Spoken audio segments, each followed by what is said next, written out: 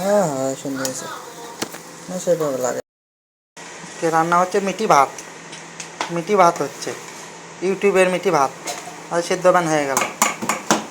এলে কিন্তু হলুদ না, এগুলো ফুড কালার। আর রান্নাতে একটা কিছু মনে করা যাবে না, এটা হলো ফুড কালার।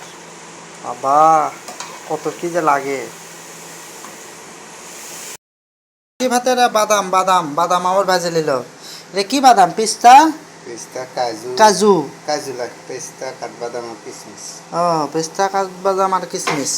বাবা কত আইটেম। মিষ্টি ভাতের চাউলটা এতক্ষণ সিদ্ধ করা হলো, বাদাম ভাজা শেষ, এবার তো কার্যক্রম, আসল কার্যক্রম শুরু। পানি ঢেলে দেওয়া আছে, তার মধ্যে মশলা দিচ্ছে, আবার মালটা দেওয়া লাগে। তাছাড়া চিনি আছে, ইয়া হয়ে যায় যে। ও মালটা দিয়ে কি হবে? চিনি তাছাড়া দোলা দোলা হয়ে যাবে। দলা দলা হয়ে যায়। আচ্ছা, এই চিনি দোলার মালটা থেকে রস রক্ষা দিলে। করার জন্য মালটা রস দিল। লেবুর রস দিলে হবে তাহলে। আম্বল। ও আমবল হবে লেবুর রস দিলে, তাহলে মালটাই দেওয়া লাগবে। দেওয়া আছে, এলে খরচ করে কি খাওয়ার পারবে এত? মালটার আবার চোষা দিছে। এটা সুগন্ধ ও সুগন্ধ, সুগন্ধ তাই অল্প না আতর দেওয়ার আছে। এই যে চিনি, এবার চিনি দেওয়া হচ্ছে। এখানে শিরে বানাচ্ছ। হ্যাঁ। আর এখানে কিন্তু ওই চাউল তখন দেখালাম সিদ্ধ করে রাখছে এখানে, বুদ্ধি করে সেন বাড়াচ্ছে, মানে আবর্জনা ফেলে দিল। এবারে শিরের মধ্যে ভাত দিচ্ছে, কতক্ষণ নাড়াচাড়া করবে?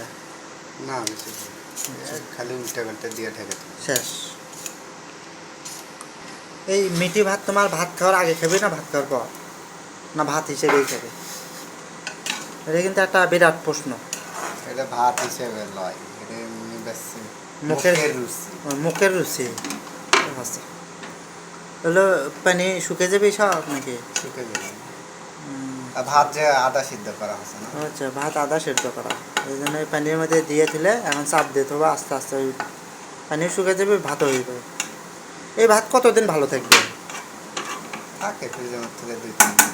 ফ্রিজে মত তুলে তো এমনি ভাতও 2-3 দিন থাকে, তো এটি চিনি দেওয়া, তাই সেই হিসেবে তো এমনি বাইরে তুলে 4-5 দিন থাকার কথা। মিটি ভাত আমাকে তৈরি হয়ে গেল এখন, শেষ কাজ। এটাই হয়। এদিকে মিটি ভাত হয়ে গেল, রেডি। স্যান স্যান পাচ্ছে না। স্যান পাচ্ছে একটু, সুন্দর সুন্দর আছে। ফ্যানের বাতাসে ওই দিক চলে যাচ্ছে।